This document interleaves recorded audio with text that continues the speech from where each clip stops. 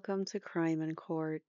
This is another episode of the Canton Cover Up series, Commonwealth versus Karen Reed, and we are on episode 111, the defense's motion to dismiss for extraordinary governmental misconduct. So, this the Karen Reed's defense team filed this on Monday, but we haven't had a chance to see it until today because they were redacting it. They were busy redacting a version so that the public could read it without disclosing personal things or things that might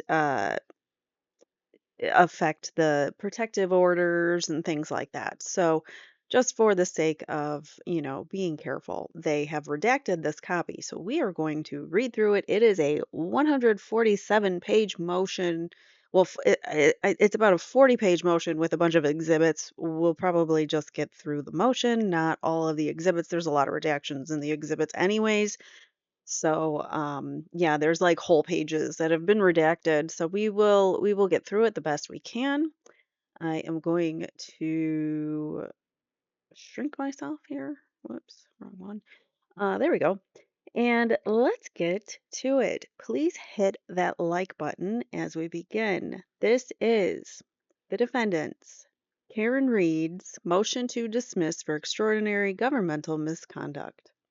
Now comes the defendant, Karen Reed, and respectfully moves this honorable court, if you can call her honorable, to Article 12 of the Massachusetts Declaration of Rights, the 5th, 6th, and 14th Amendments to the U.S. Constitution, and Mass R. Crim P. 14C to discuss all charges to dismiss all charges with prejudice on the bias of extraordinary governmental misconduct. God, I can talk today.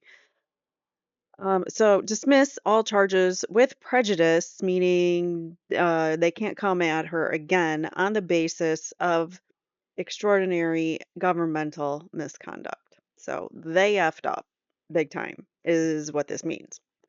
A prosecutor may strike hard blows, but he is not at liberty to strike foul ones. It is as much his duty to refrain from improper methods calculated to produce a wrongful conviction as it is to use every legitimate means to bring about a just one. So, um, I've said this before, prosecutors are to be seeking the truth, not just a conviction. And in this case, it seems like they just want the conviction, my opinion, and a lot of people have that opinion too. All right, so throughout the course of these proceedings, Ms. Reed has been severely prejudiced by the Commonwealth's persuasive misconduct. The Commonwealth has suppressed discoverable and exculpatory video surveillance footage from the Canton Police Department. That's the reversed or inverted Sally Port video. They suppressed it. They didn't uh, they didn't even provide it until trial itself, like in the middle of trial, which is a no. All right, it has provided piecemeal disclosure of some footage. I've been saying that they keep getting little snippets, pieces here and there of this Canton Police Department Sallyport video.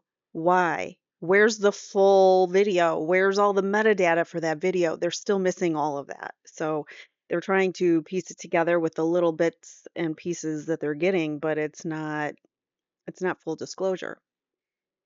So again, Commonwealth has provided piecemeal disclosure of some footage, most of which was disclosed after the trial started and after the Commonwealth represented that all video footage had been provided to the defense. So they lied about that also.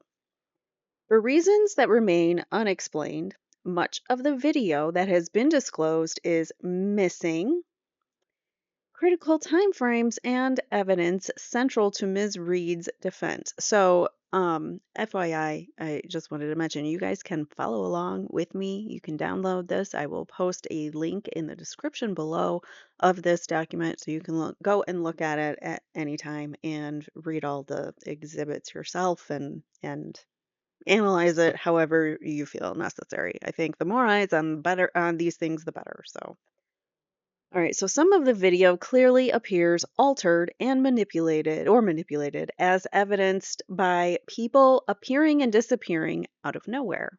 If you recall, people just vanished and apparated in front of your eyes. Very odd. At the first trial in this matter, Assistant District Attorney Adam Lally brazenly introduced inverted video and elicited patently false testimony from MSP Sergeant Yuri Buchanan that the video was a fair and accurate depiction of critical events in an attempt to falsely insinuate to the jury that no member of law enforcement ever approached, touched, or otherwise disturbed the rear taillight of Ms. Reed's SUV.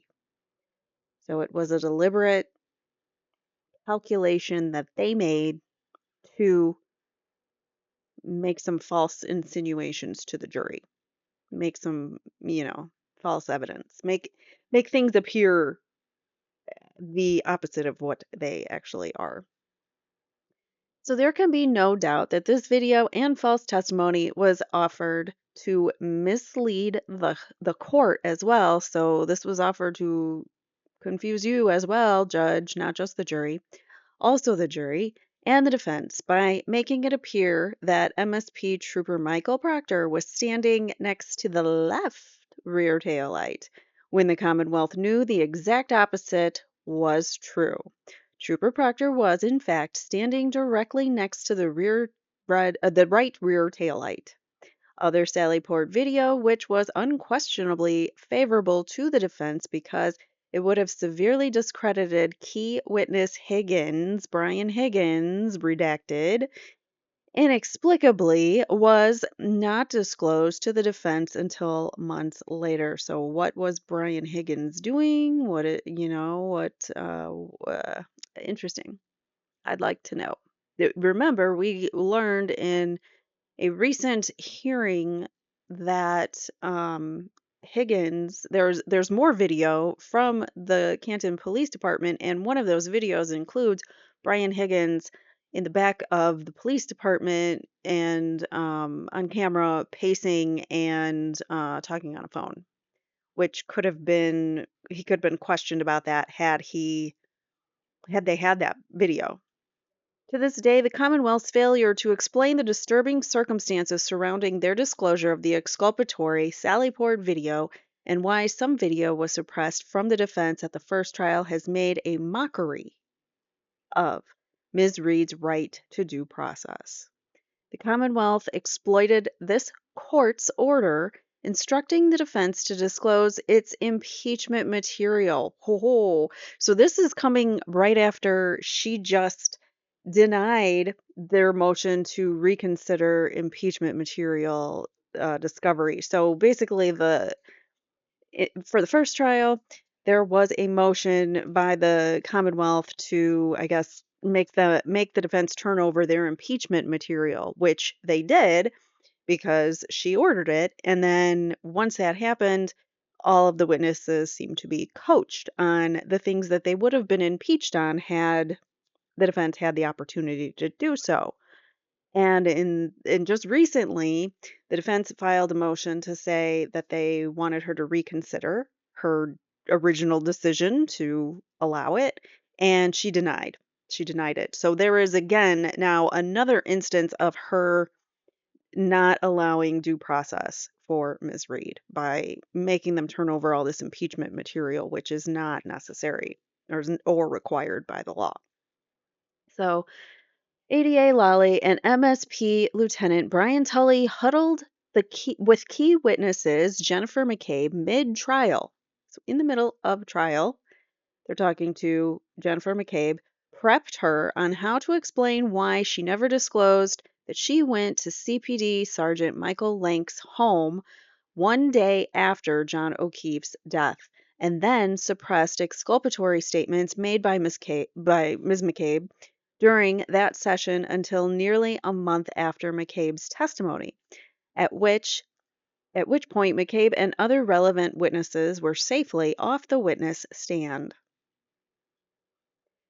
So they suppressed exculpatory statements until after they were already off the stand. Interesting. Did not know that. If the Commonwealth had complied with their obligation to provide statements of witnesses before they testify, the defense would have been positioned to expose McCabe's material inconsistent statements about her meeting with Lank. And now there is a very, very large redaction. As a result of this extraordinary governmental misconduct, Ms. Reed has been permanently and irreversibly denied her constitutional right to a fair trial. No remedy other than the dismissal can adequately address the significant harm caused by Ms. Reed and the injustice of proceeding without the exculpatory evidence that was in the Commonwealth's possession. And another big redaction.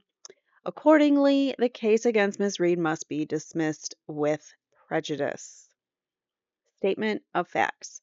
Ms. Reed is accused of the following crimes: the death of Officer O'Keefe in second degree homicide, manslaughter under the influence of alcohol, and leaving the scene of personal injury and death. A months-long jury trial has held in this matter beginning on April 17th, 2024. On June 25th, 2024, the jury began deliberations. After the jury submitted a note to the court indicating that the jury was at an impasse, the court declared a mistrial on July 1st. In the days and weeks following the first trial, 5 deliberating jurors have come forward and indicated that they had unanimously acquitted Ms. Reed on counts 1 and 3 and were hung only with respect to count 2. They indicated that they did not believe that they were permitted to report the unanimous decisions on count 1 and 3 unless they were able to reach a unanimous verdict on all counts. Ms. Reed's failure to address any claims of double jeopardy in the instant motion to dismiss shall not in any way be deemed or construed a waiver of those issues, which is presently pending before the United States District Court for the District of Massachusetts. So that is being heard Wednesday, I think, Wednesday or Tuesday. There's a bunch of motion or a bunch of hearings next week, Tuesday, Wednesday, and Friday. I believe she will be back in court for these motion hearings and things. They're going to argue this motion next week. The Commonwealth, I think, has until today to respond to this, so we'll be getting their response probably shortly as well. So just letting you know. All right, so the Commonwealth altered the course of the first trial in this case by destroying exculpatory evidence, withholding exculpatory evidence, and interfering with the jury in a case in which the jury either voted to acquit or was deadlocked on the lesser of the charge of the greater charge. The lesser charges is what they were stuck on. There is no cure short of dismissal with prejudice that can remedy the serious constitutional and statutory violations that have occurred in this case. The facts relating to the respective misconduct and discovery violations are set forth below. Facts relating to the destruction and withholding of exculpatory CPD video surveillance footage. This court is aware of the critical importance of the video surveillance footage from the CPD on January 29, 2022.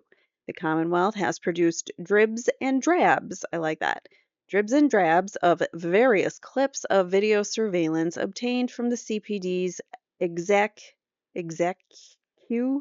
Vision DVR system from January 29th, 2022, without any accompanying reports, evidence logs, or other documentation regarding the recovery and chain of custody of this evidence on at least 4 separate occasions. So they have been turning things over with no logs, no chain of custody of anything or metadata, which is part of the chain of custody.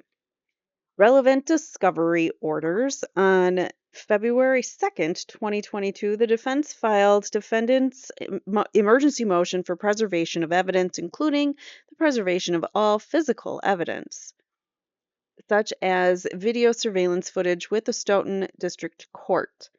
So this has to do with the discovery. So very shortly after she was indicted, David Yannetti filed an motion emergency for preservation of evidence, which is that includes CPD video of Sally Port with them bringing in supposedly the murder weapon. So, um, they should have saved this, you would think. This motion included the preservation of all physical evidence, such as video surveillance footage with the Stoughton District Court. That's where they filed it, but it pertains to everything in this case. So, order on motion to preserve, that's from their motion to preserve, sorry. So, at the February 2nd, 2022 hearing, ADA Lally stated in open court that he had reviewed the proposed order and had no objection to it. The same day, the district court issued a preservation order for all physical evidence, which includes video surveillance footage. In other words, 3 days after O'Keefe's death, the Commonwealth was aware of its affirmative obligation to preserve any and all video surveillance footage in its possession, custody, or control, which included the CPD and/or Massachusetts State Police, and Adam Lally was required to notify law enforcement of this order. Adam Lally, did you notify them of this order? Are you going to be a witness now? So that's interesting. That would be something, huh? On September 16th, 2022, after Ms. Reed's case was transferred to Norfolk Superior Court following her June 9th, 2022 indictment, the defense filed a separate motion to compel the production of certain outstanding discovery, including all crime scene photos and/or videos taken in connection with this case. On October 5th, 2022, so months later, this court granted the motion to compel in part and ordered the Commonwealth to produce all video evidence and metadata associated with the videos on that date. So it was a court order. She granted that court order to provide all evidence, video evidence, and metadata associated with the videos. Dates of production, and facts relating to discovery and constitutional violations. The CPD's video surveillance footage has been in the Commonwealth's possession, custody, and control since January 29th, 2022. And then we have a big redacted portion here. Notwithstanding the court's October 5th, 2022 discovery order compelling the production of all video evidence and accompanying metadata in the Commonwealth's possession, the Commonwealth and its agency withheld this exculpatory evidence from the defense for more than 2 years. Wow. Failing to disclose even the first incomplete batch of the footage until the eve of the first trial on April 4th, 2024. We have a footnote which is redacted, so we can't read it. All right. The Commonwealth has now produced 4 separate incomplete batches of video that were recorded on that date.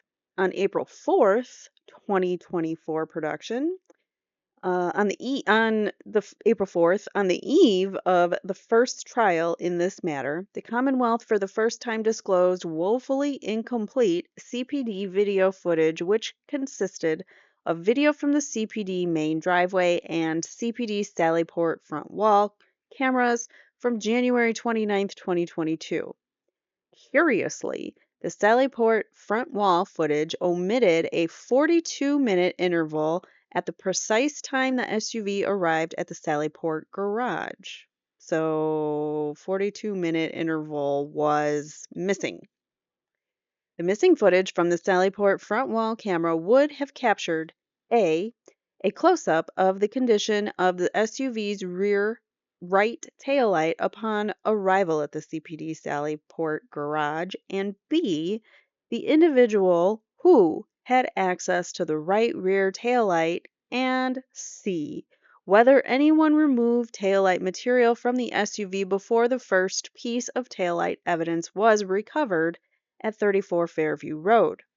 The condition of the right rear taillight of the Lexus SUV at the time it entered law enforcement's custody is perhaps the most critical and highly contested issue in this case.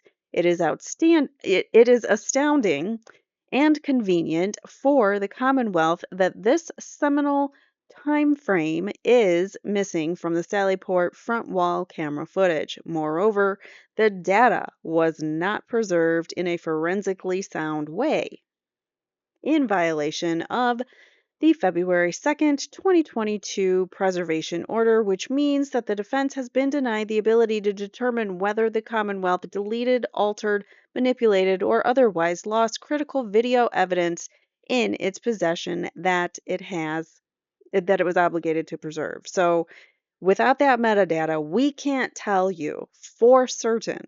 We have suspicions, but without that metadata, we can't tell you for certain whether the Commonwealth deleted, altered, manipulated, or destroyed evidence. We need that metadata, and they didn't provide that. April 10th, 2024, the Commonwealth files its Certificate of Compliance. On April 10th, 2024, the Commonwealth filed a Certificate of Compliance in which the ADA Lally certified to this court 6 days before trial that the Commonwealth, after exercising reasonable inquiry and due diligence to the best of their ability, disclosed and made available all items subject to discovery. So that is the process. So the state, the Commonwealth, they have a certain deadline where they have to turn over all discovery, whether it's exculpatory or that they plan to use, anything, all of their evidence that they plan it to bring into trial, and and more. So that discovery needs to be turned over by a certain time. They then fill out a certificate of compliance saying, yes, we turned over all of that. So it is basically like putting it on the record, we're done turning stuff over. Well, that's not the case because they're still getting things after this certificate of compliance. So, this representation was patently false. It strains credulity that ADA Lally, in light of his actual knowledge about the preservation order and existence of extensive Sallyport video, would represent to this court and to the defense that after reasonable inquiry, he disclosed and made available all known discoverable material in his possession, custody, and control.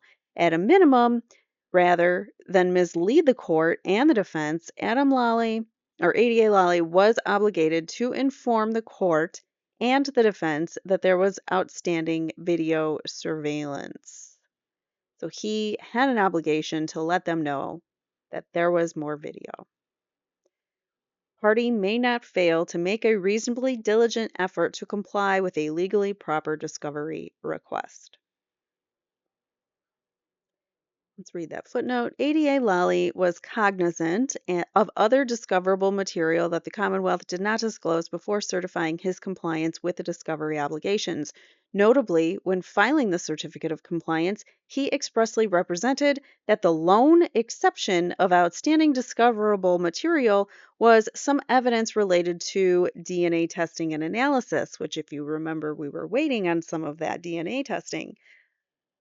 I think some of the dog DNA testing, and also testing of like his clothing and the her bumper of the car and things like that. So I don't know. That's what they were, I believe, testing for that. All right, so April 23rd, 2024, the Commonwealth produces inverted video mid-trial in violation of Rule 14. So they're already violating the rule because it's late and it's past their certificate of discovery, which I wonder if Lally can get in trouble for that. I'm sure he could, but I don't know how much they're going to push that. But the fact that he knowingly, perhaps, uh, signed over this certificate of compliance, and then knowing he knew that there was all this video footage. So is he in hot water now? I wonder. Anyway, so this is a violation Rule 14 by turning over late discovery and attempts to use that video to defraud the jury into believing that no one approached or touched or otherwise manipulated the right rear taillight of Ms. Reed's SUV. And we got some redactions here, but I mean, this is I don't know who wrote this. This is awesome. Good writing, and good points to be making for all this stuff. So, anyways, moving on. On April 23rd, 2024, the Commonwealth produced additional footage from the CPD Sallyport back wall via a share link entitled Additional Sallyport Video Download Link. And then we got another footnote that says the Commonwealth never filed a supplemental certificate of compliance. Oh, interesting. So when they turned over more things, they should have turned over a supplemental certificate saying, "Oh yeah, we turned this over too. Sorry, we for whatever reason we overlooked it. Whatever." So no flash drive was presented to the defense. So it was a share link, but no flash drive or anything provided over to the defense. The Commonwealth subsequently exploited their mid-trial disclosure of this video surveillance footage as part of their attempt to convince the jury that nobody approached or touched the right rear taillight of Ms. Reed's vehicle after it entered the Sallyport. ADA Lally craftily elicited testimony from Sergeant Buchanan that this interior Sallyport camera was an accurate depiction of the Sallyport and the SUV when it arrived at the CPD on January 29, 2022, and that, as seen in the video, no law enforcement officer approached the rear right taillight. On cross-examination, however, Sergeant Buchanan's testimony was exposed as profoundly misleading at best and perjurious at worst. It became apparent that the video surveillance footage displayed on direct examination was inverted and a mirror image of reality, critical facts which neither ADA Lally nor Sergeant Buchanan saw fit to inform the court, defense, or jury. In other words, this video made the left side of Ms. Reed's SUV appear to be the right side and the right appear to be the left. Therefore, the video presented to the jury as fair and accurate appeared to show a person, Trooper Proctor, standing near the rear taillight of the vehicle when in fact Trooper Proctor was standing near the right taillight, i.e., the taillight at issue. So that's a problem. He's doing things that you can't see the back of that taillight, the same exact taillight at issue. Moreover, the inverted video does not capture the condition of the right rear taillight, and it conceals Trooper Proctor's presence by the right rear taillight. This leads to the inescapable conclusion that ADA Lally's questions, Sergeant Buchanan's responses, and the deliberate introduction of inaccurate evidence was all designed to perpetrate fraud on the court, the jury, and Ms. Reed with respect to the critical issue in this case. Damn. Y'all designated or perpetrated a fraud on this court, the jury, and Ms. Reed. So that was Lally, Sergeant Buchanan, and whoever thought it was an excellent idea to introduce that evidence, which was probably Lally, if not Michael Morrissey. October 10th, 2024, the Commonwealth produces additional exculpatory video surveillance footage in violation of Brady and Rule 14. Post-trial, on October 10th, 2024, the Commonwealth again provided new footage, this time from the CPD church side exterior, first floor corridor, rear lot main side, and rear lot cruiser side cameras. So those are just the names of the cameras. The footage shows Higgins arrive in the parking lot. So this is that extra footage that they just got after trial. October 10th, they got this footage of Higgins. This footage shows Higgins arrive at the parking lot of the CPD at 1:30 a.m. and enter the building. I think he said he left around 1:30, but he also changed his time multiple times on the stand when he was testifying about what time he left 34 Fairview. So he arrived there at 1:26, which Canton PD is not far from 34 Fairview Road, so he would have been there within maybe 5 minutes. I want to say. Correct me if I'm wrong, local people, but I think it's a pretty close drive. All right, so he arrived there at 1:26 a.m., entered the building, and then you could see him speaking to someone unidentified individuals on the phone as he is leaving CPD at 1:34. So he only stayed for 10 minutes, 8 minutes, and then left. So he spoke to someone on the phone and left. That's what we're to gather of this video. Significantly, this specifically requested material and relevant evidence which establishes that Higgins was on the phone with some unidentified individual at 1:34 a.m. as he left the CPD shortly after O'Keefe's death was suppressed until after the first trial. Got a big redaction here. Next point is the Commonwealth failed to preserve exculpatory video surveillance from January 29th, 2022 in violation of a court order and Brady. On November 8th, 2024, again, we're long after the trial concluded, while preparing for Ms. Reed's second trial and in response to the continued piecemeal production of video footage that has not been originally disclosed during the first trial, Attorney Elizabeth Little emailed Special District Attorney Hank Brennan. Now Hank Brennan enters the conversation. She emailed him again requesting, among other things, all raw video footage from the CPD, which shall include but is not limited to all cameras capturing the interior of the CPD and or exterior of the CPD, including all parking areas, entrances and exits, and garages between January 29th, 2022 at 12 a.m. and January 29th, 2022 at 11:59 p.m. I'm sorry, that was 12 a.m. to 11:59 p.m. On November 25th, 2025, ADA Brennan indicated via email that he would request the CPD provide all requested footage. So Brennan said, like, he responded to her and said, okay, great, that's, I'll request it. Ultimately, the defense requested access to the CPD DVR system and drives that hold recordings from the security camera system so that defense expert Matthew Erickson, well, we read through his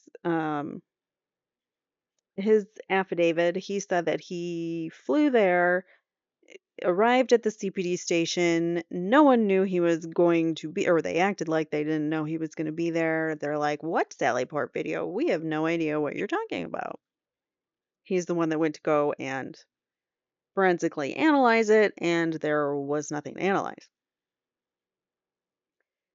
So ultimately, the defense requested access to the system and the drives from the security system so that Matthew Erickson could obtain video files and corresponding log files from January 29th between 12 a.m. and 11:59 p.m.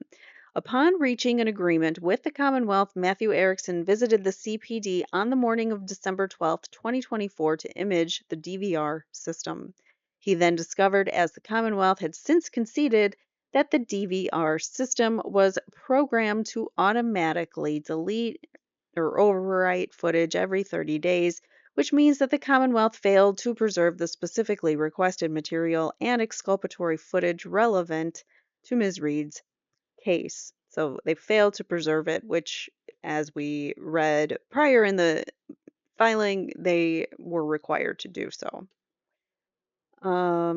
They failed to preserve it via the standard forensic protocols, and they were obligated to do so pursuant to the February 2nd, 2022 preservation order and the October 5th order compelling the discovery of all videos and related metadata. So, clear violation there. January 29th, 2025. The Commonwealth produces more exculpatory blurry video surveillance footage establishing that an unidentified person approaches the right rear taillight of the SUV as soon as it enters the Sallyport garage. On January 28th, 2025, the Commonwealth yet again turned over additional CPD surveillance footage from January 29th, 2022, this time from an exterior camera depicting Ms. Reed's SUV being brought into the Sallyport garage. The footage, although blurry and grainy, appears to show an individual approach the right rear taillight of Ms. Reed's SUV immediately after the vehicle is brought into the Sallyport garage and then exit shortly thereafter. So somebody entered, went straight to her taillight, and then exited immediately after. If this video were not blurred out, the surveillance feed would have captured yet another angle of the right rear taillight as it entered the Sallyport garage. At a certain point, it defies logic that all CPD video surveillance footage coincidentally cuts out, blurs out, or becomes grainy at the precise time of the right rear tail light of the Lexus SUV when it should be in frame in its arrival of the Sallyport. This angle of video surveillance is exculpatory and was withheld from the defense prior to the first trial. Yet again, they are withholding evidence. Facts relating to the Commonwealth's intentional withholding of exculpatory statements made by seminal witness Jennifer McCabe. McCabe is a key Commonwealth witness. Her credibility is critical to the Commonwealth's case. On February 2nd, 2022, mere days after O'Keefe's death, the MSP obtained a forensically imaged cell phone of Ms. McCabe. It just doesn't sound right the way that they worded it. The forensic examination of Ms. McCabe's cell phone revealed significantly exculpatory evidence supporting Ms. Reed's third-party culpability defense, among other things, establishing that McCabe Googled "house long to die in cold" at 2:27 a.m. on January 29th, 2022, 3 hours before she supposedly discovered Mr. O'Keefe's hypothermic body in the snow in her brother-in-law Brian Albert's front lawn. I don't know how you can Google that and still claim that you knew nothing and you were just an innocent bystander arriving and finding him at 6 in the morning with everybody else. Doesn't make sense. Ms. McCabe then took steps to delete that one search out of more than 4,560 searches on her phone, along with nearly every communication made on her phone in the hours following O'Keefe's death, only some of which were recoverable from her phone using forensic extraction software. The close and long-standing relationship between the Albert and McCabe families and the law enforcement officers assigned to investigate this case is central to the third-party culpability defense. CPD Sergeant Link, a longtime friend of the Alberts, was the first officer to enter the Albert residence on the morning of January 29th, 2022. In preparation for trial, the defense uncovered location information on McCabe's cell phone, which proved that she went to first responding officer Sergeant Lake's home on January 30th, the day after O'Keefe's death. And we've got some redacted portions of that incident.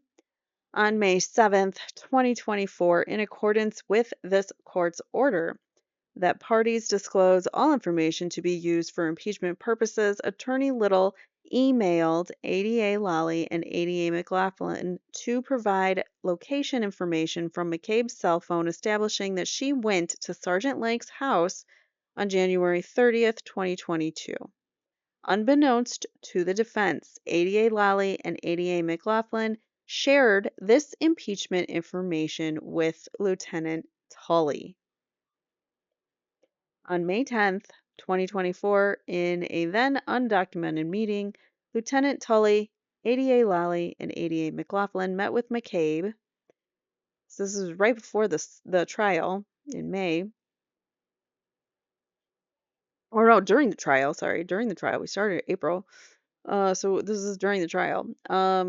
She was scheduled to testify in the first trial. This was shortly before she was scheduled to testify in the first trial. Ms. McCabe materially inconsistent statement about meeting Sergeant Lake was not memorialized in any report or otherwise disclosed to the defense in advance of McCabe's testimony at trial in violation of Brady Giglio. So, yeah, we've got some Brady violations on Lolly now because that was not disclosed. Lolly might have some Brady violations coming. We, who do we know that has Brady on? Can't remember. There've been some people that have entered the Brady list from the Karen Reed trial, and I can't think of who it is off the top of my head right now. But looks like Lolly might be added to that list. So McCabe testified beginning on May 17th, 2024. During cross-examination on May 21st, she testified that she received a text from her sister, Nicole Albert, on January 29th, 2022, stating, "We'll get more info tomorrow. Don't want to text about it." To which she responded, "Right." When Ms. McCabe was asked whether anything significant happened that day, on the 30th, McCabe volunteered the following story. "I went to the O'Keefe house. On the way home, Carrie Roberts' daughter is good friends with Michael Lank, so we dropped her off at Michael Lank's house, and Mike's wife came out of the house. Him and Carrie are friends, and she, jumped in the car and was consoling Carrie and asks how the O'Keefes were doing, and we talked to her." She testified that she was at the house for approximately an hour and that she might have run in to go to the bathroom. And then there's something redacted. On cross at trial was the first time McCabe mentioned going to Sergeant Lank's home on January 30th, 2022. When pressed further, she admitted that she had discussed the issue at a meeting a couple of weeks prior at the DA's office. She testified that at the meeting at the DA's office, I was asked, "Oh, were you at Michael Lank's on the 30th?" She admitted that at first I said, "No, I've never been to his house." Then I thought about it and said, "Oh my gosh, yes, I did go there," and that was the extent of the conversation. That sounds really fake to me. She further testified that one, Tully did not ask her any follow-up questions about why she went to the personal home of Sergeant Lank the day after O'Keefe's death, and two, that he did not take any notes. On May 29th, 2024, only after the defense was deprived of the opportunity to effectively cross-examine Ms. McCabe and Carrie Roberts about their visit to Sergeant Lank's house, Lieutenant Tully memorialized his meeting with McCabe.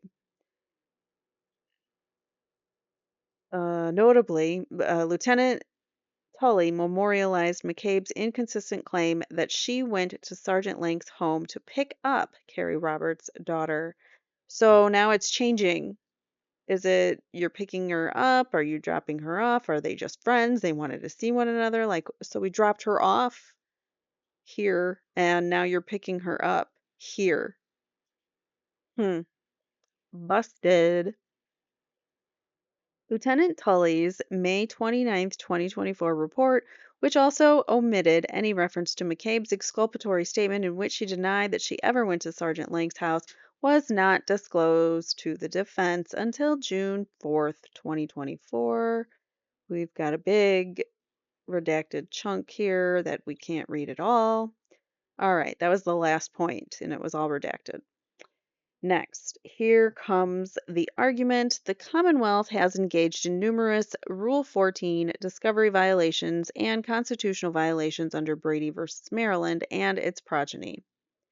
Ms. Reed's constitutional rights to effective assistance of counsel and to due process under the law as guaranteed by Article 12 of the Massachusetts Declaration of Rights and the 6th and 14th Amendments to the United States Constitution require that the Commonwealth disclose certain evidence in advance of trial. Okay. The defendants have an unquestioned right under the Sixth Amendment and Article 12 of the Massachusetts of Declaration of Rights to obtain relevant evidence that bears on the question of his guilt or innocence, which otherwise helps his defense. So she, the defendant, has a right to evidence, whether it's going to help them, whether it's exculpatory evidence or not, it might help them in their defense. So you cannot keep their defense, you cannot keep evidence from them. Pursuant to Brady versus Maryland and its progeny, defense counsel is entitled, as a matter of due process, to all evidence that is favorable to the accused and material either to guilt or to punishment, including impeachment evidence and evidence necessary to place the witness in his proper setting and put the weight and his testimony and his credibility to a test. Brady disclosure also extends to disclosure of information useful to the defense to attack any reliability of the police investigation and the police methods employed in assembling the case. So they should be able to attack law enforcement's procedures, standards, protocols, all that, their methods. They're fully able to do that, but they can't if they don't have the evidence turned over to them. In addition to her constitutional rights, Ms. Reed also has a statutory right to obtain evidence in advance of trial and prepare her defense. Massachusetts rules of criminal procedure clearly state that the Commonwealth must provide certain mandatory and automatic discovery of evidence within the possession, custody, or control of the Commonwealth to the defense in order to meet its mandatory discovery obligations. Mass R. Crim P. 14-1A as amended. And that was from that. Okay, so information subject to such mandatory discovery includes all material and relevant police reports, photographs, tangible objects, all intended exhibits, reports of physical examinations of any person or of scientific tests and experiments, and statements of persons the party intends to call as witnesses. So any statements you have of Jennifer McCabe, like her statement going to Michael Lank's house, that would be Brady if you did not turn that over. The Commonwealth is also required to provide any facts of any exculpatory nature. Massar Crim P. Okay. See the footnote here, the reporter's notes to Massar Crim P 14. The provision requires the prosecution to provide automatic discovery of any facts of an exculpatory nature.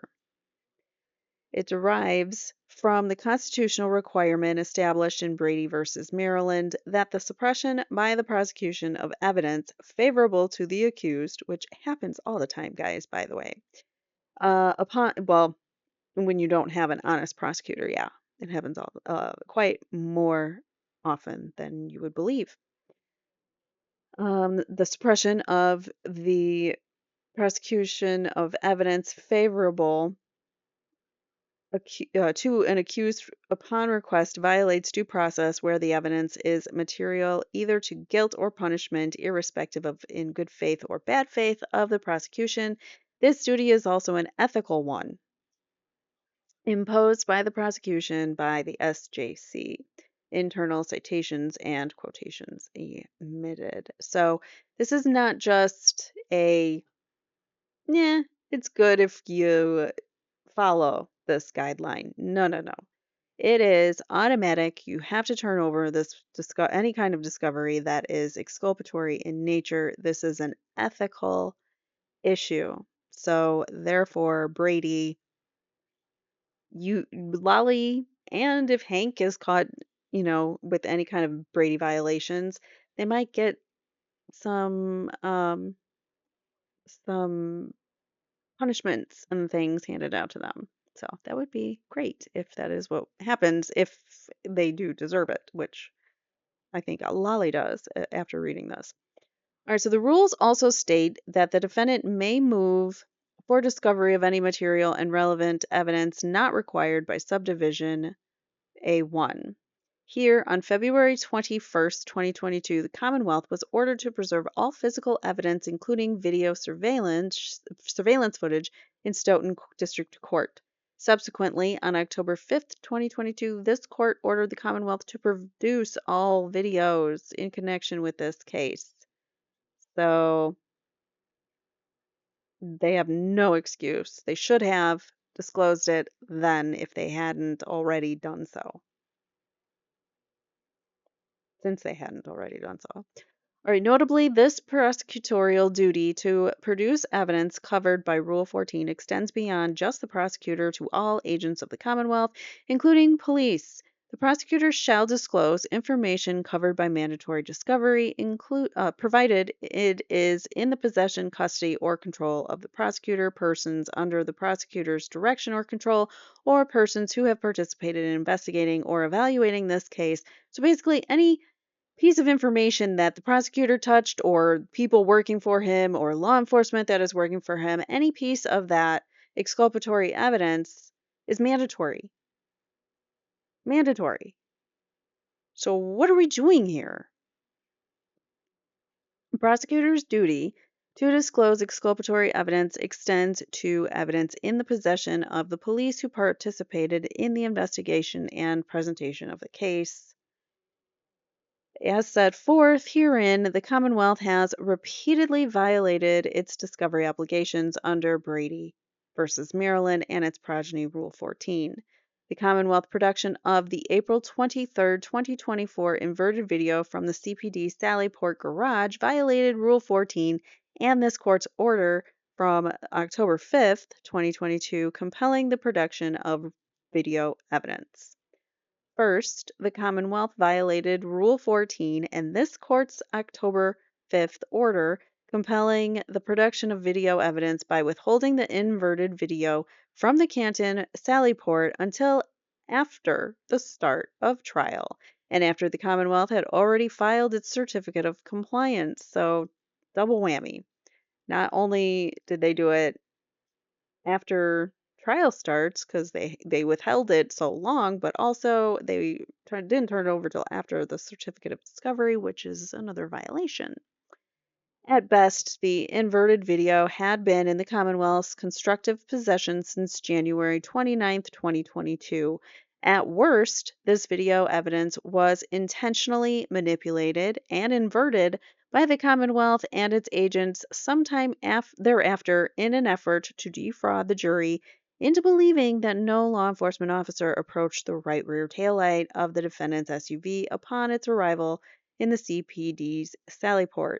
Either way, the Commonwealth's production of the inverted video in the middle of trial and after it had filed the certificate of completion. So,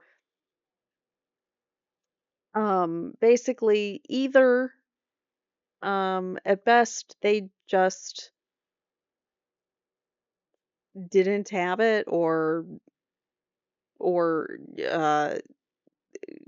at best, the worst they did was withhold the evidence, but at worst, they intentionally manipulated it, inverted it, they flipped the timestamp on it. They made it. They altered this evidence specifically to mislead the jury, and that is pretty evident. Because why else would you do that? Next one is the Commonwealth violated Rule 14 and Brady by withholding exculpatory impeachment evidence establishing Higgins was speaking to some unidentified individual on the phone at the CPD at 1:34 a.m. on January 29th, 2022. After trial in this matter on October 10th, 2024, the Commonwealth produced previously withheld video surveillance from the CPD's church side exterior and rear lot cameras, which show, among other things, Higgins arriving in the parking lot of the CPD at 1:26 a.m. He enters the CPD. He speaks to some unidentified individual or individuals on the phone as he's leaving CPD at 1:34. The Commonwealth, namely Adam Lally and ADA McLaughlin, oh, she might have some issues too, suppressed exculpatory impeachment evidence. So this would have been impeachment evidence you could have used for Brian Higgins, for some of the statements that he's made that have been really off. His timeline has been off. This could have been used had the defense had it. Unfortunately, they did not. And now there's a big redaction. All right. Any evidence which tend to impeach the credibility of key prosecution witnesses is clearly exculpatory. This exculpatory video surveillance footage was in the Commonwealth's custody and control since January 29th, 2022, and at the time of trial was in ADA Lally and ADA McLaughlin's actual possession. By withholding this exculpatory evidence, and failing to produce this information until after trial, ADA Lally and ADA McLaughlin violated Ms. Reed's constitutional rights set forth in Brady versus Maryland and its progeny. So I do expect that there might be some Brady violations on both of them, as they are alleging both violated her rights. This is mandating that the disclosure of exculpatory evidence, this court's order from October 5th, compelling the prosecution of video evidence and the ethical duties imposed by prosecutors by SJC rules. All right, the Commonwealth violated Rule 14 and Brady by withholding exculpatory video surveillance footage establishing that an unidentified person had unfettered access to Ms. Reed's rear right taillight of the SUV immediately after its arrival in the Canton Sally Port. Just last month, on January 28th, 2025, the Commonwealth provided additional CPD footage. So, additional footage is now being turned over 3 years later, this time from an exterior camera depicting Ms. Reed's SUV as it was driven into the Sallyport garage. The camera angle should have had a clear and unobstructed view of Ms. Reed's taillight as it was driven into the Canton Sallyport garage. However, yet again, the footage is too blurry and grainy to make out the condition of the taillight. Do you think that they might have turned it over, altering it to be grainy so that you can't see? Do you think they might have specifically altered the videos, all of these videos, before they turned over the videos to the defense? Very, very possible. Now that we know that they have done it with the inverted video, who's to say that they wouldn't do it on all of the videos that they are turning over? What if the video would have been a clear, perfect view of her taillight, and yet they altered it to be blurry so you can't tell what her taillight looks like? That's pretty effed up, if you ask me. And we know that there is missing library surveillance footage, which also would have shown her taillight. So anytime her taillight would have been visible, there's always like something missing or something going wrong. There are a lot of electronic glitches, let's say, in Canton, Massachusetts. So, notwithstanding that fact, the footage is exculpatory and shows an individual approach the right rear taillight of Ms. Reed's SUV immediately after the vehicle is brought into the Sallyport and then exit shortly thereafter. This video surveillance footage has been in the Commonwealth's possession since January 29th, 2022, and was withheld from the defense for 3 years and only produced after trial in this matter. The video surveillance footage directly contradicts Sergeant Buchanan's false testimony at trial, in which he claimed that the video surveillance footage established that no one from law enforcement approached the right rear taillight of Ms. Reed's vehicle. Ms. Reed's defense at trial in this matter was that law enforcement removed taillight material from the Lexus SUV and planted the evidence at 34 Fairview Road. Notably, no taillight material was found at the crime scene until the Massachusetts State Police took custody of Ms. Reed's vehicle and after it arrived at the CPD Sallyport. Any evidence which tends to impeach the credibility of a key witness key prosecution witness is clearly exculpatory. So then that is um so anything that might impeach the credibility of a key witness is considered exculpatory in this by law, and they're required to turn it over. So, as such, ADA Lally and ADA McLaughlin violated Ms. Reed's constitutional rights as set forth in Brady versus Maryland, 373 U.S. 1963, and its progeny, whatever that is. All right, mandating disclosure of exculpatory evidence. This court's October 5th, 2022 order compelling the production of video evidence and the ethical duties imposed on prosecutors by the SJC by withholding this video surveillance footage from the defense. So they withheld it. They didn't turn it over till after trial started, after their compliance certificate had been turned over. So lots of violations here of Ms. Reed's rights. The Commonwealth failed to preserve exculpatory evidence in violation of a court order.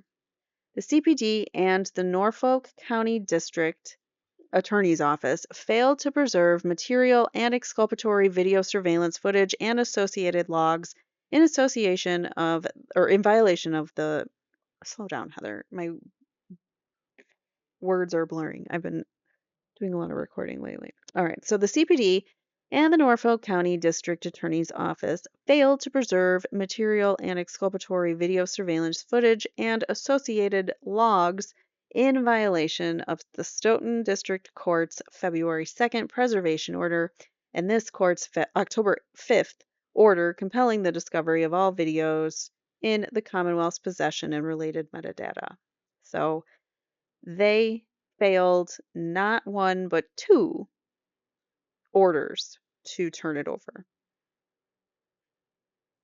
They failed to preserve, they failed to turn it over, they failed on a lot of fronts there. Moreover, the metadata and log files underpinning the CPD surveillance footage from January 29th are clearly exculpatory, and thus the Commonwealth had a constitutional and statutory obligation to preserve the original surveillance footage from the CPD in its entirety. To be clear, the condition of the right rear taillight of the SUV at the time of the time that it entered the law enforcement custody is perhaps one of the most critical and highly contested issues in this case. The footage that has been produced by the Commonwealth is rife with issues that call into question its accuracy and forensic viability of the CPD's video surveillance footage obtained from the Sallyport on January 29, 2022. The Commonwealth has produced numerous video files without any way to verify their authenticity. These video files include a file capturing the interior of the Sallyport garage with a 42-minute gap. Again, that gap of missing footage when it was the precise time that the feed would have shown an unobstructed view of the right rear taillight of Ms. Reed's 6,000-pound SUV as it entered the CPD Sallyport garage. In spite of the fact that the Commonwealth claims the video surveillance feed is motion activated, the mid-trial production of an inverted video produced by the CPD in an attempt to save face for the gap in footage, which inappropriately depicts right as left and left as right. So they submitted this mid-trial inverted video to make up for the fact that they had this 42-minute gap, but that also failed because they are misleading the jury. It falsely suggests that no one from law enforcement approached the right rear taillight, and a blurred out video that obstructs what would otherwise be another clear view of the right rear taillight of the SUV as it entered the Sallyport garage on the 29th of January. It is not a coincidence that none of the many cameras in the CPD's Sallyport garage captured the condition of the right rear taillight upon its arrival at the CPD.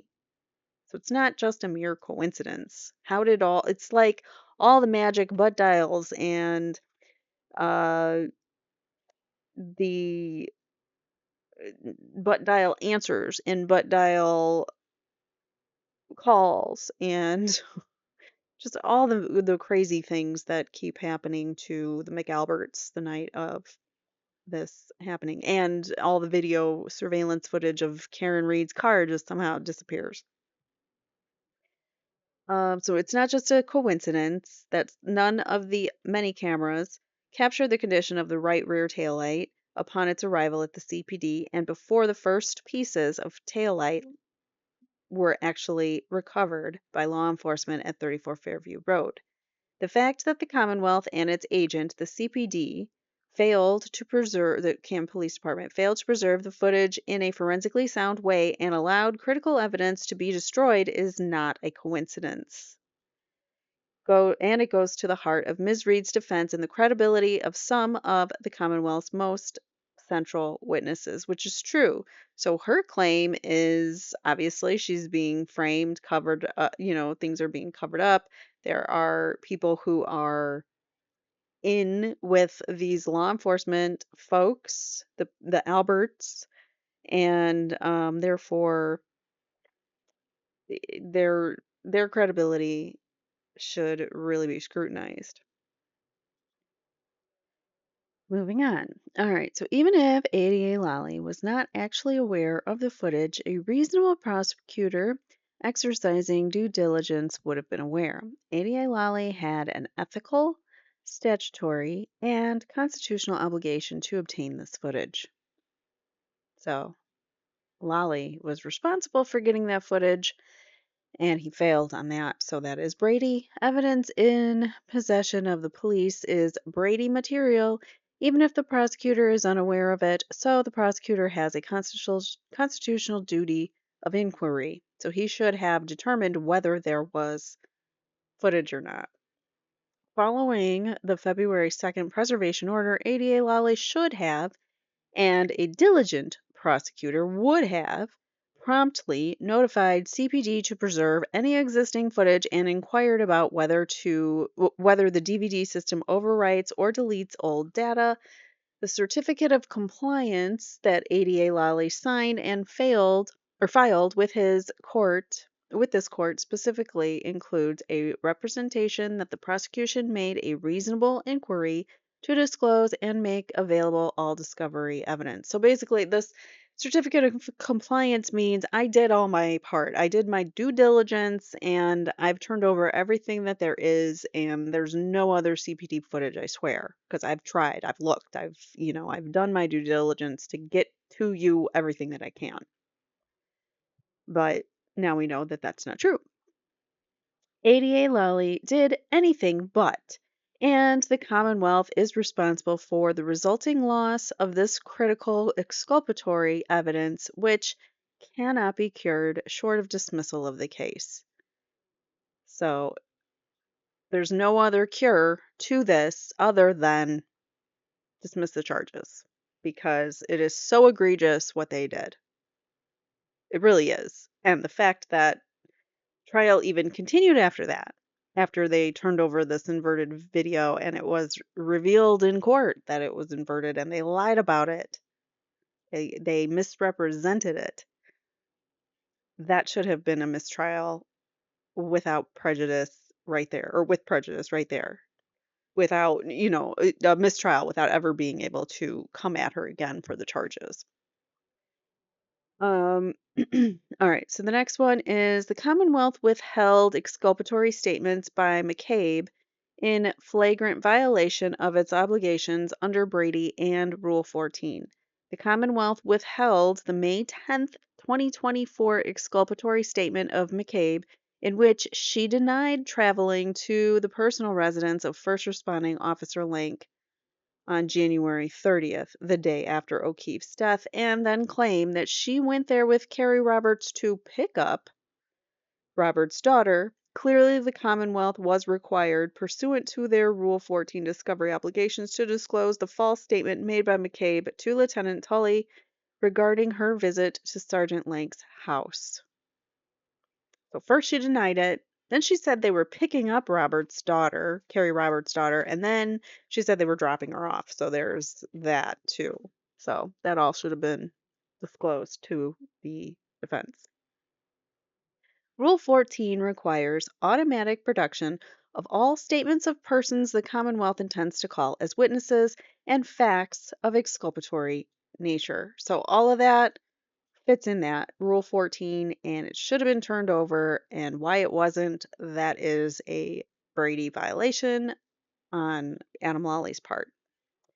So the Commonwealth decision to preemptively reveal impeachment evidence uncovered by the defense to Ms. Cabe in advance of her trial testimony and then withhold her exculpatory statements to law enforcement is a clear-cut violation of the Commonwealth's constitutional obligations under Brady.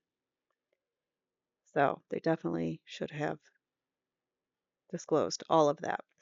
The next point is the Commonwealth's egregious and repeated discovery and Brady violations require dismissal of this case with prejudice. When the Commonwealth fails to comply with its discovery obligations, the court has the ability to impose remedial sanctions. For failure to comply with any discovery order issued or imposed pursuant to this rule, the court may make a further order for discovery, grant a continuance, or enter each other order as it deems just under the circumstances. Clarifying that permissible orders include dismissal of charges with or without prejudice. Such remedies can include the exclusion of evidence and even dismissal of the charge. And that's quoting Commonwealth versus Duzanis. There is no question that on failure of the Commonwealth to comply with a lawful discovery order, a judge may impose appropriate sanctions, which may include dismissal of the criminal charges. So you screw up bad enough, you don't get to charge her anymore, Commonwealth. Do we think Judge Cannone is going to grant this? Probably not. And I do think that they will appeal it. If she once she denies this, I think it's absolutely appealable. All the egregious crap that they did to her. I don't know if it's worth like an interlocutory appeal or if there's something that they can do before it goes to the next trial. They already have the double jeopardy stuff going on, so I don't know, but this stuff is so egregious to me that it should, Judge Cannone should be in this. I don't know if she is. I have not read this. I'm reading this, for the first time with you guys, but Judge Cannone should be in here too for her misconduct, I think. That would be a whole nother motion in and of itself, probably, because there were so many instances. So we won't even get into that right now because, God, I hate her. She's a miserable person. All right, so dismissal is appropriate as a remedial sanction as a way to cure any prejudice caused by the violation of a discovery obligation and ensure a fair trial. Such a drastic remedy would be appropriate where failure to comply with discovery procedures results in irremediable harm to defendants that prevent the possibility of a fair trial. The Supreme Court has identified two parallel legal principles governing when dismissal might be necessary, balancing the rights of defendants against the necessity for preserving society's interest in the administration of justice. Basically, the Supreme Court has um, identified what things might qualify for dismissal, and this kind of thing is one of them. So first, where the prosecutor fails to disclose evidence the defendant is entitled to receive and the defendant is prejudiced by the failure to disclose, a motion to dismiss should be allowed when the defendant can make a showing of irremediable harm to the defendant's opportunity to obtain a fair trial. Alternatively, prosecutorial misconduct that is egregious, deliberate, and intentional or that results in a violation of constitutional rights may rise to the presumptive prejudice. In such circumstances, dismissal would be appropriate if needed to create a climate adverse to repetition of that misconduct that would not otherwise exist. So basically, it is absolutely an appropriate sanction to the prosecution for their egregious errors to dismiss the case. And that would prove or, eliminate the ability to have them keep coming at you, especially if you do this with prejudice, because, um, as it says, creating a climate adverse to repetition. So you don't want them to have the same prosecutors keep doing the same thing over and over. You might want to, switch courts, switch prosecutors, or some other remedy might be appropriate. But the misconduct is going to keep continuing, basically, is kind of what that's saying. So you need to do something drastic about it. Dismissal is the only appropriate remedy for the Commonwealth's egregious and repeated noncompliance with its discovery obligations, given the extreme governmental misconduct in this case and the irreparable nature of the harm to Ms. Reed as a result. Dismissal is appropriate and necessary under both legal principles outlined by the Supreme Judicial Court. The Commonwealth has failed to disclose evidence that was obligated to disclose to Ms. Reed, which severely prejudiced her, such that a fair trial is not even possible. Here, Ms. Reed has been irreparably prejudiced by the Commonwealth's discovery violations. The first trial resulted in a hung jury precisely because this was a close case. Had the Commonwealth produced the exculpatory video footage and exculpatory statements to which Ms. Reed was constitutionally and statutorily entitled, the result of the trial may very well have been different. Instead, the Commonwealth engaged in repeated instances of withholding exculpatory information from the defense in a concerted effort to undermine the defense's ability to effectively confront and cross-examine the Commonwealth's seminal witnesses in this case, including Sergeant Buchanan, Jennifer McCabe, and Brian Higgins. Moreover, the Commonwealth's continued piecemeal production of exculpatory video footage, which has by definition been in the Commonwealth's possession since January 29th, is a flagrant violation of the Commonwealth's constitutional and statutory obligations under Rule 14 and Brady. It is well established that suppression by the prosecution of evidence favorable to an accused upon request violates due process where the evidence is material either to guilt or to punishment, irrespective of the good faith or bad faith of the prosecution. So whether Adam Lawley meant to be egregious or not, it still is egregious and should be severely dealt with. The Commonwealth may not hold such evidence from the defense. To do so is not only a discovery violation under Rule 14, but also a constitutional violation. Furthermore, the Commonwealth's gamemanship in withholding the exculpatory video surveillance footage from the CPD and failing to properly preserve this exculpatory evidence has irreparably harmed Ms. Reed. To this day, the Commonwealth has not produced all of the video surveillance footage recorded at the CPD on January 29, 2022. Numerous camera angles and large swaths of time are missing. As a result of the Commonwealth's failure to appropriately image and preserve this evidence, video surveillance footage, which should have captured the condition of Ms. Reed's right rear taillight at the time that it was taken into police custody from multiple cameras at multiple angles, has now been destroyed forever. So the exact things that could have exculpated Ms. Reed, they've all been destroyed, all manipulated or whatever for forever. We can never get it back. Absent the destruction of this evidence, which has been in the possession of the Commonwealth and its agents since the 29th, the defense would have conclusive evidence that Ms. Reed's taillight was cracked, not shattered, when it arrived at the conflicted CPD on January 29th. If the taillight was largely intact and only cracked rather than shattered and missing 47 pieces, as Dighton Police Officer Sergeant Barros testified he observed earlier that day after the Commonwealth claimed Ms. Reed had struck Mr. O'Keefe, the evidence would establish Ms. Reed's innocence and be case ending for the Commonwealth. Case ending for the Commonwealth. Had they had video of her taillight actually cracked and not shattered.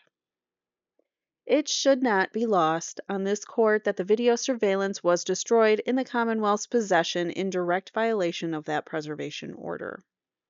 Again, reminding the court they lied to you. They violated your order.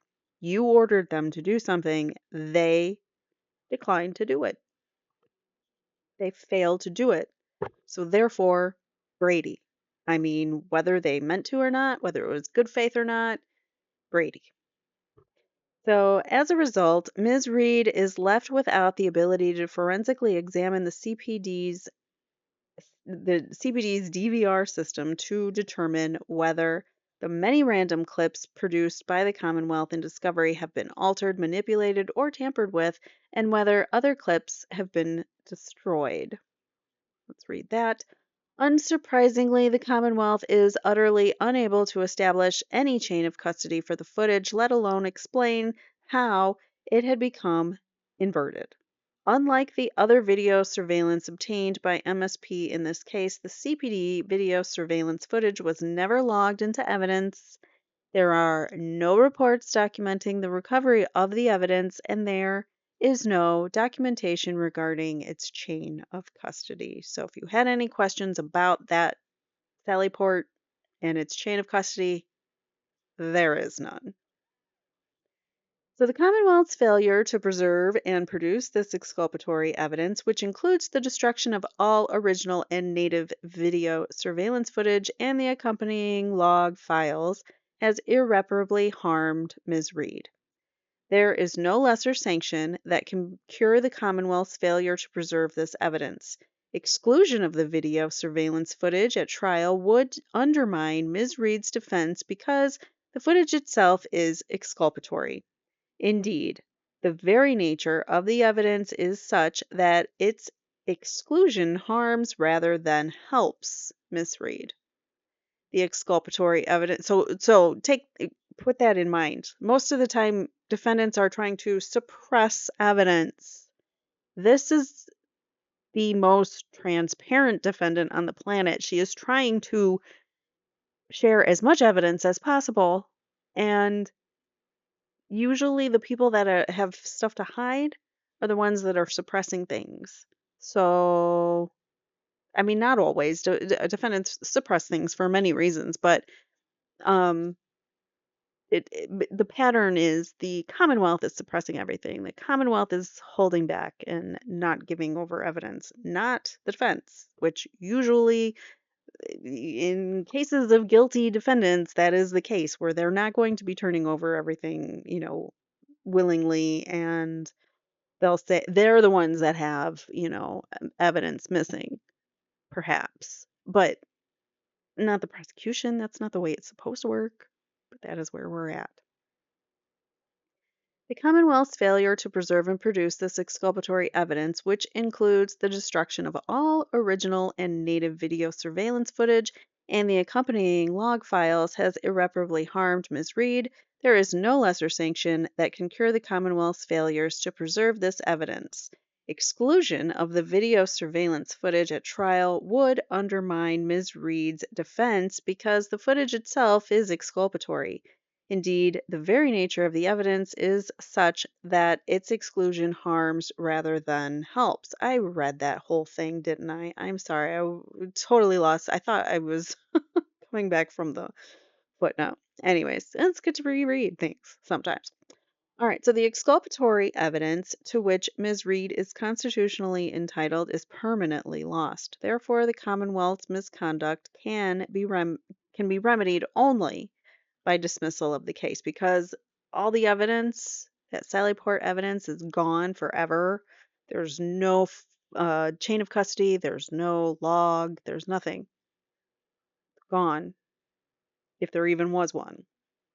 And the only remedy is to dismiss the case. The only way. Even if this court disagrees that Ms. Reed has been irreparably harmed, the Commonwealth's misconduct gives rise to presumptive prejudice that warrants dismissal. The misconduct by the Commonwealth in this case was egregious, deliberate, and intentional. These were not innocent mistakes. Damn. The repeated and flagrant discovery violations engaged in by the Commonwealth and its agents were intentional and designed to bring about a wrongful conviction. Hell yeah, they were. Here at trial, ADA Lally, the Commonwealth, and its agents intentionally withheld video surveillance footage from January 29th. The Commonwealth sprung inverted surveillance footage on the defense in the middle of trial in violation of Rule 14 as well as its certificate of compliance, and then it compounded the violations by attempting to perpetrate a fraud on this court and the jury. If they didn't even enter that inverted Sallyport video, like I always wonder that, like why did they even do that? Like did they not think that we would notice that letters and numbers were backwards? Did they not think that we are smart enough to figure out that something was wrong with that video? That the tow truck driver, who was actually Yuri Buchanan, got out of the passenger side of the car, took a picture, and left? Is that what we're supposed to assume? I mean, that's how it looked when we watched it the first time. So, fraud on the court and this jury. By knowingly eliciting false testimony from Sergeant Buchanan on direct examination, the Commonwealth violated the ethical prohibition against presenting knowingly false evidence to the trier of fact. So you're not supposed to lie to the jury, which is exactly what he did. The inverted footage of Ms. Reed's vehicle from this interior Sallyport camera was an unquestionably false account of the true facts, and the Commonwealth passed it off as an accurate depiction of the SUV when it arrived at the CPD on January 29th, and that, as seen in the video, no law enforcement officer approached the right rear taillight. The Commonwealth's deliberate attempt to use discovery violations to its advantage in an effort to perpetrate a fraud on the jury is the precise type of conduct that requires dismissal. Moreover, both ADA Lally and ADA McLaughlin were caught withholding exculpatory information from the defense at trial. The Commonwealth's underhanded decision to surreptitiously reveal impeachment evidence to to Jen McCabe, in advance of her trial testimony and then withhold her exculpatory statements to law enforcement is a gross violation of the Commonwealth's constitutional obligations under Brady. So under Brady, they had to turn over any statements that Ms. McCabe might have made, especially things that were inconsistent with one another, like she dropped her off or picked her up, those kinds of things, or that she didn't go there and then she was there for an hour and she might have gone in. Crazy. I believe she testified to she might have gone in to use the bathroom, but she didn't say in her statement that she went inside. I can't remember now, but there's so many different versions though. How do you keep them up or keep up with them? All right, so even after trial, ADA Brennan located exculpatory video surveillance footage which was withheld from the defense at the first trial and established that Higgins made a phone call at 1:34 a.m. outside the Canton Police Department. This exculpatory impeachment material was never turned over to the defense. Something redacted. The Commonwealth's repeated violations of its constitutional and statutory discovery obligations were calculated and intentional and were done in an effort to secure a conviction at all costs rather than pursue the truth. I believe that is also, I agree with that statement that all this was done to secure a conviction. They didn't want the truth coming out. They were purposely hiding truth, in my opinion. Indeed, as discussed above, the Commonwealth's misconduct has resulted in a violation of Ms. Reed's constitutional rights so as to give rise to presumptive prejudice. The discovery violations in this case constitute a Brady violation and thus violate Ms. Reed's due process rights. Commonwealth, or sorry, to establish, I don't even know where I got the Commonwealth, to establish a violation of the rule of Brady versus Maryland as incorporated into Rule 14, the defendants must demonstrate upon review that evidence actually existed.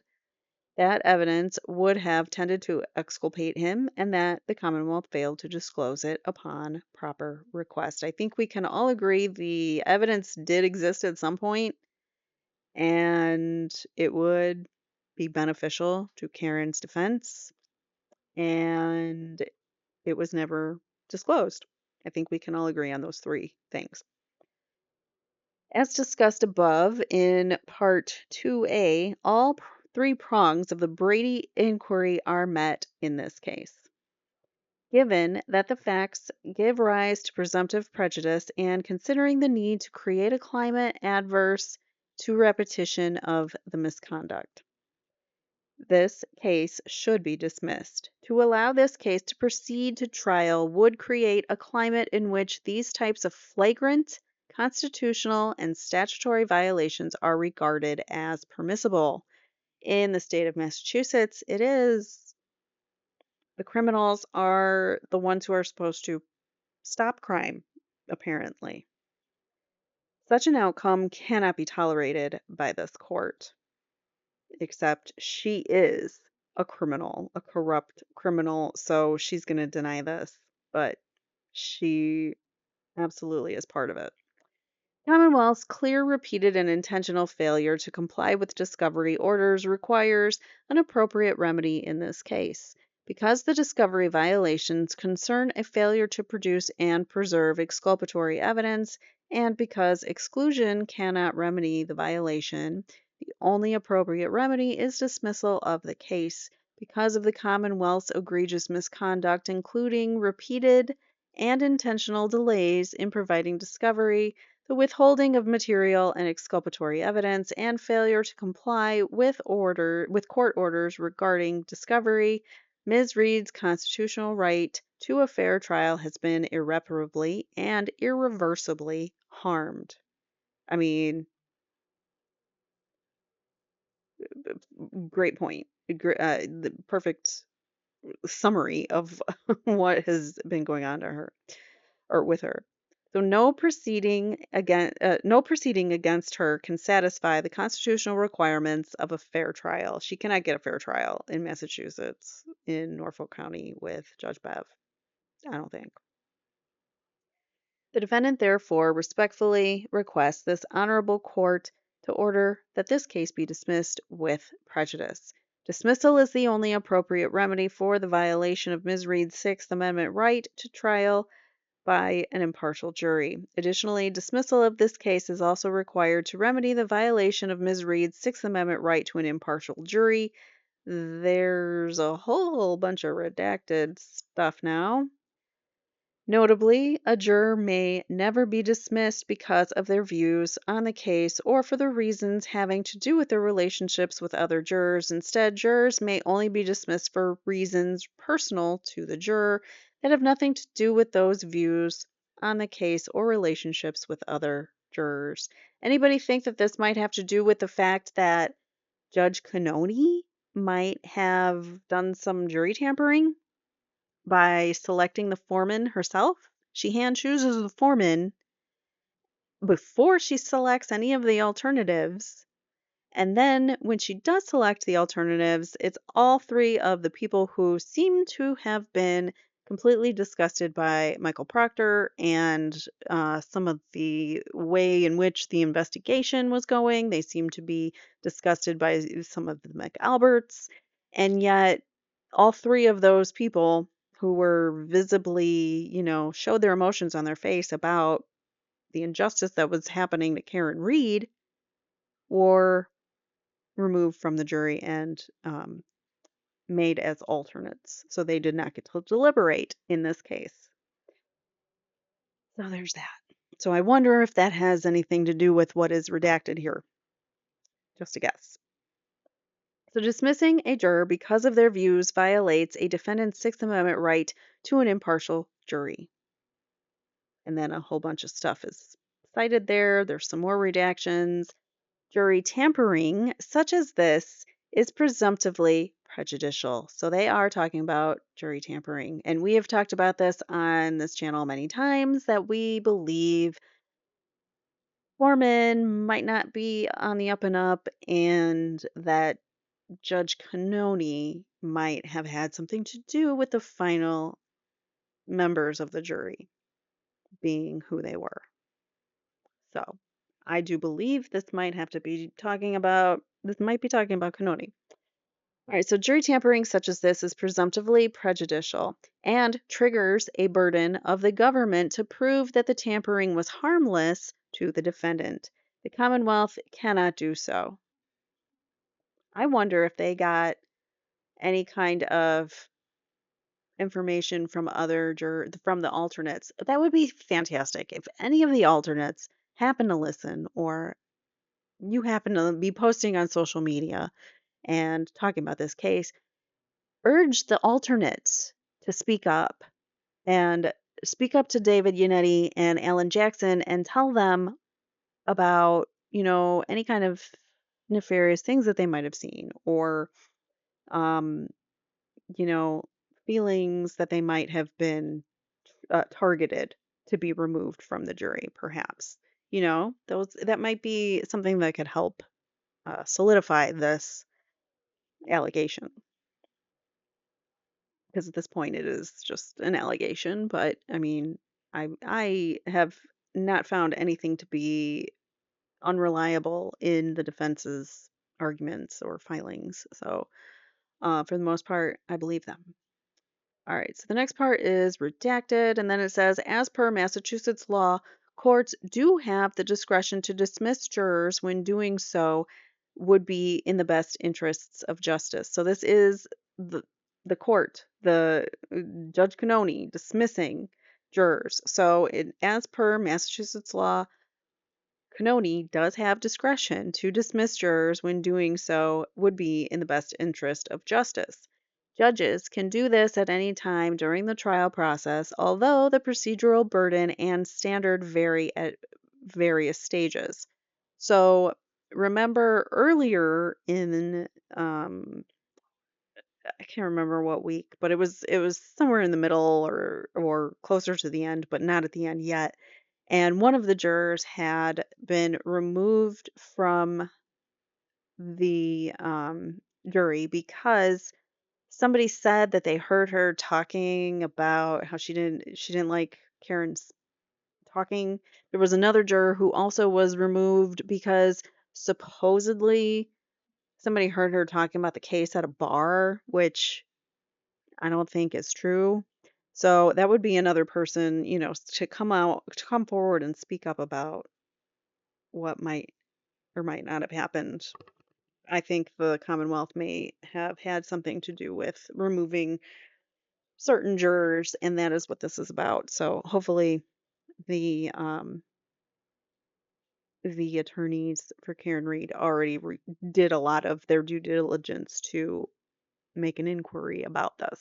So judges can do this at any time during the trial, although the procedural burden and standard vary at various stages post impanelment, but pre deliberation. If a judge is alerted to potential misconduct of or affecting jurors, the judge first determines whether the material raises a serious question of possible prejudice.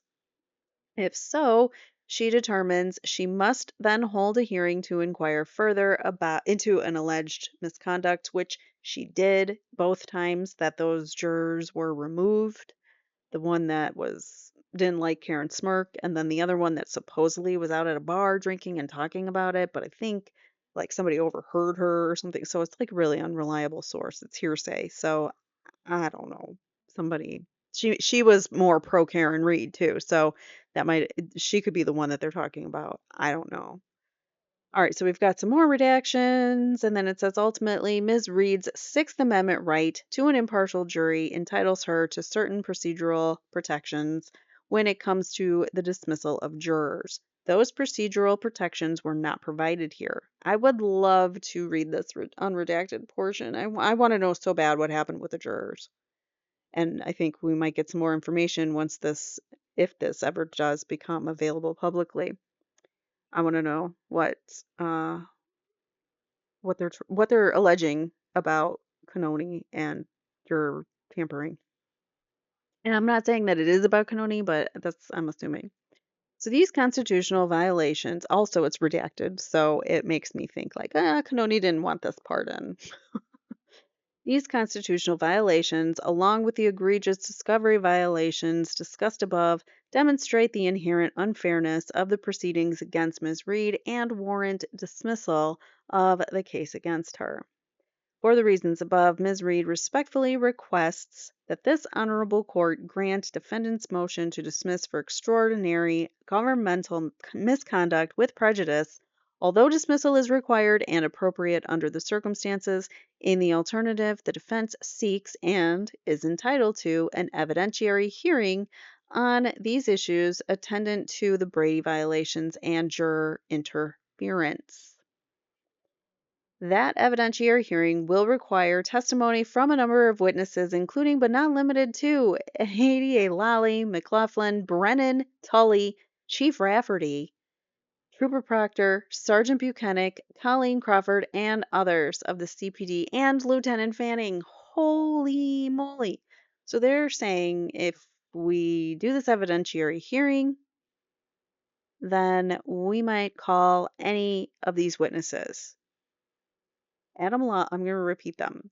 Adam Lawley, Laura McLaughlin, so the two DAs that were on the case last time, even though we barely ever heard from McLaughlin, but she did work behind the scenes, obviously, so she belongs in this. Brennan now, Lieutenant Tully, who was overseeing all of this, Sergeant or Chief Rafferty, who Chief of Canton Police, Helena Rafferty, who, by the way, at on Tuesday's hearing this week, she escorted in Paul O'Keefe, brother of John O'Keefe, to court and then left. It was weird. She got booed badly by the individuals that, the protesters, the Karen Reed supporters. I don't want to call them protesters, but um, yeah, why would the people of Canton just paid their taxes for Chief Rafferty to go and give Paul O'Keefe an escort to court. Just saying. All right, so Trooper Proctor, which he should be called, yes. Sergeant Buchanan, yes. They both were in that Sally Port and misrepresented things on that tape. Colleen Crawford, if you remember, she's like the IT guy, the tech guy well, she is a woman, I'm assuming, but you know what I mean?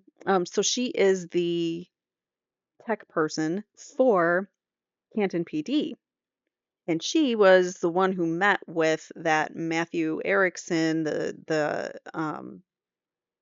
defense expert that they tried to get the forensic download and everything from, and he went there and there was no video. So she was the one that was like, I don't know what you're talking about. I didn't know you were coming. What? You want video of what? So she's that person. So she became a witness now. And of course, Lieutenant Fanning, who, number one, was part of the Sandra Birchmore investigation. Number two, was, I'm going to make myself a little bit bigger here. Number two, he was on that text message chain between Michael Proctor and all of his cop buddies. Lieutenant Fanning is a superior of Michael Proctor and allowing the conversations that were happening to happen.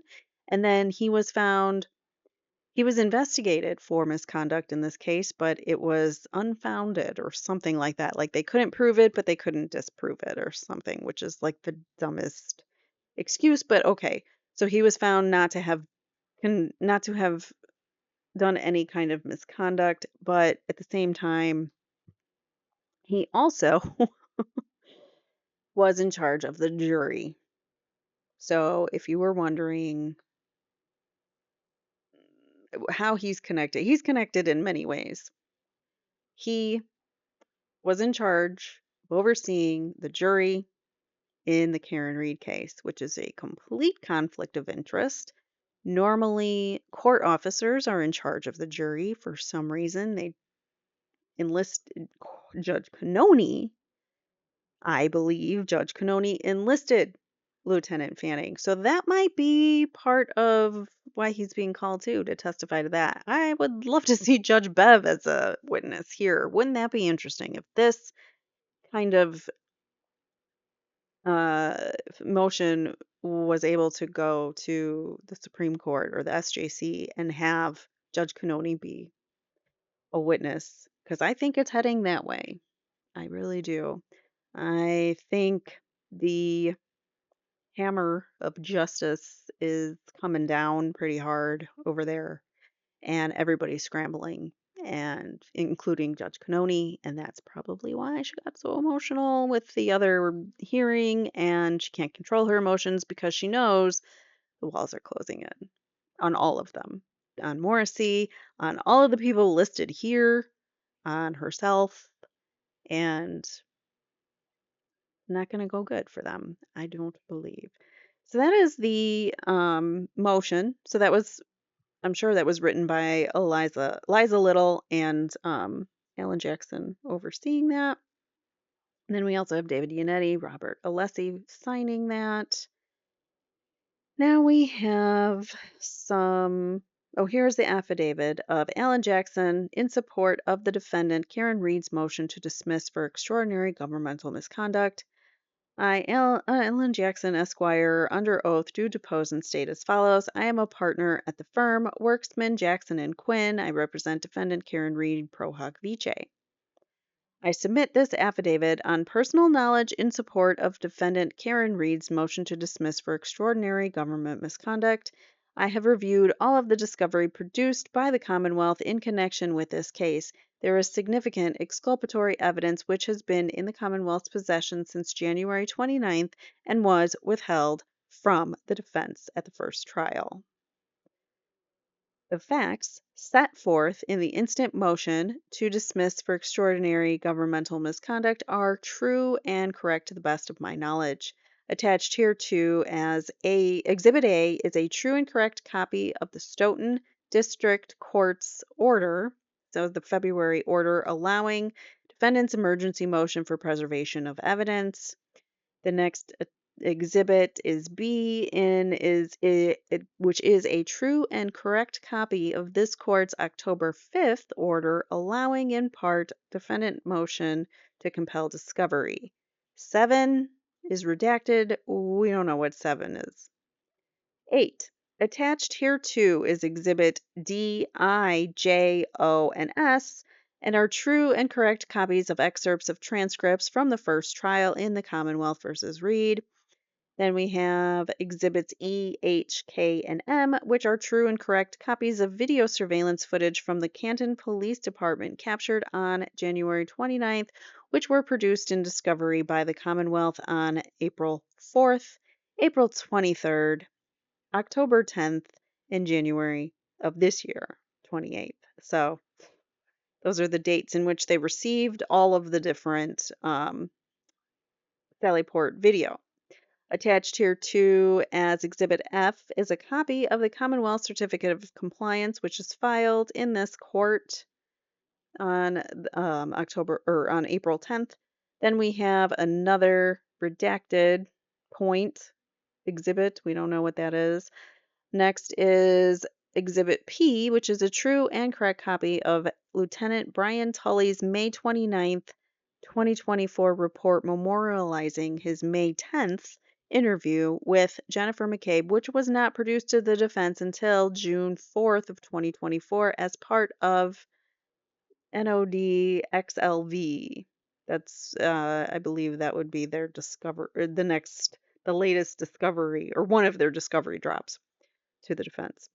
This report was not produced until after Jennifer McCabe had already testified for the Commonwealth. Then we've got 13 and 14, which are redacted, unfortunately. And then 15, on October 10th, 2024, after trial in this matter had concluded, the Commonwealth produced additional exculpatory video surveillance footage from the Canton Police Department establishing that Brian Higgins made a phone call to some unidentified individual on that night at 1:34 a.m. This video surveillance footage, which is attached hereto as Exhibit K, was not produced by the Commonwealth until after trial on October 10th in connection with another discovery drop.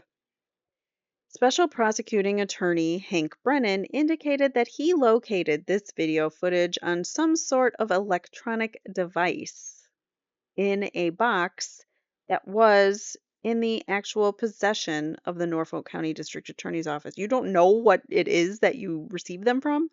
Some kind of electrical device in a box that was in the actual possession of the Norfolk County DA's office while he was conducting his review of the discovery of in this case. The defense has set forth credible and unassailable evidence establishing that the Commonwealth has engaged in numerous and egregious Brady violations throughout the pendency of this case. So basically, they've done some really awful things to Karen Reed, as we know, throughout the entire time. Commonwealth's repeated constitutional and discovery violations which have ultimately resulted in the permanent destruction of exculpatory evidence has caused Ms. Reed to suffer irreparable harm, and a fair trial is simply not possible. Big reaction there. Ms. Reed has suffered numerous and egregious constitutional violations as a result of the Commonwealth's brazen discovery and constitutional violations, the juror interference, which denied Ms. Reed her Sixth Amendment right to a fair trial by an impartial jury. The interests of justice require that this court exercise its discretion to dismiss this case with prejudice. In the alternative, the defense respectfully requests that this court grant an evidentiary hearing such that the defense can call witnesses to further establish through sworn testimony that Brady violations and juror interference have occurred in this case. That is signed and sworn by Alan Jackson, Esquire, on February 21st. So there you have it. I'm not going to go through all of the exhibits. You guys can take a look on your own. This is the preservation order. And then they've got like transcripts and a bunch of things that are redacted. So you guys can go. I will give you the link in the description below. You guys can go and look at that. Sorry, I was reading Alan's affidavit with my head big. Sorry about that. I didn't realize. But anyways, so the rest of the exhibits, you guys can go through. So you've got the emergency motion for preservation of evidence with an affidavit from David Yannetti, I think. Yeah. So I'll let you guys go through and look at those on your own. A bunch of it is actually going to be redacted, you'll see. So you're not going to be able to read all of it, but here's the motion to compel discovery. This was ordered by the judge. All crime scene photos and videos taken in connection with this case. I mean, plain as day, allowed. So there you go. They obviously screwed up big time by not giving them this video. and we'll see what that does. I am dying to know what the whole jury tampering stuff is. So please let us talk about this more in detail next week when I hope Alan Jackson brings this up next week in open court during their hearings because I want to know more about the jury tampering. I think that there definitely was some sketchy stuff going on. We said it when it happened. We thought it, and we had our intuitions were right a lot of the times in this case. So, um, we shall see what happens. Let me know what you guys think in the comments below. Do you think Judge Bev is the one that committed this tampering? Do you think Fanning might be the one that committed tampering of the jury? Also, let me know in the comments below, and I will see you guys in the next episode. Thanks so much for watching. Take care. Bye now. Whoops.